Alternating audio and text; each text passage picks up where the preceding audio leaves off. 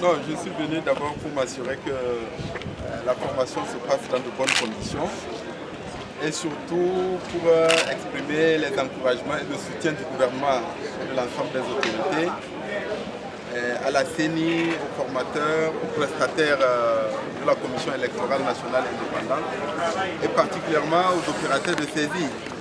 Vous savez que généralement, lorsqu'ils sont déployés sur le terrain, il arrive qu'il y ait des petites difficultés, que ce soit dans la manipulation des machines, des problèmes de carburant. Donc il faut s'assurer à ce stade-là de la formation qu'ils sont conscients des difficultés qu'il faut anticiper et surtout remédier aux situations qui conduisent la population à être impatiente et frustrée lorsque les opérations de révision vont commencer sur le terrain. Donc, ça permet également de se rendre compte éventuellement des difficultés qui se poseraient et de voir avec la CENI la meilleure manière pour le gouvernement de continuer à l'accompagner et de l'aider pour que cette formation se passe bien.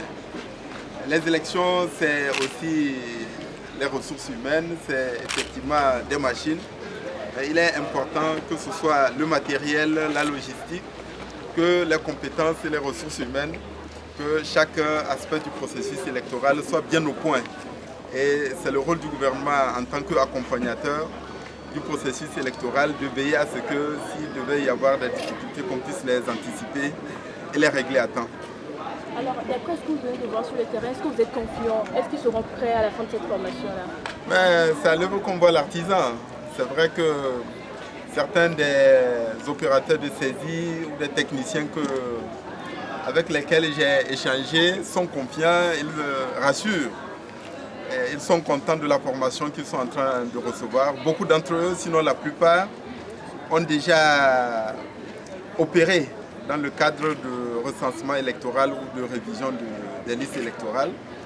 Mais il faut toujours s'assurer qu'ils prennent à cœur et au sérieux ce travail de formation. Parce que comme je l'ai dit tantôt, il faut éviter les frustrations et l'impatience des populations. Il faut éviter tout dysfonctionnement et toute difficulté à partir du moment où les kits seront déployés sur le terrain, que le personnel de révision sera déployé sur le terrain. Donc je suis confiant en tant que gouvernement. Nous continuerons à être vigilants aux côtés de la CENI pour que cette opération importante se passe dans de bonnes conditions. Merci. Merci. Voici que la ministre là.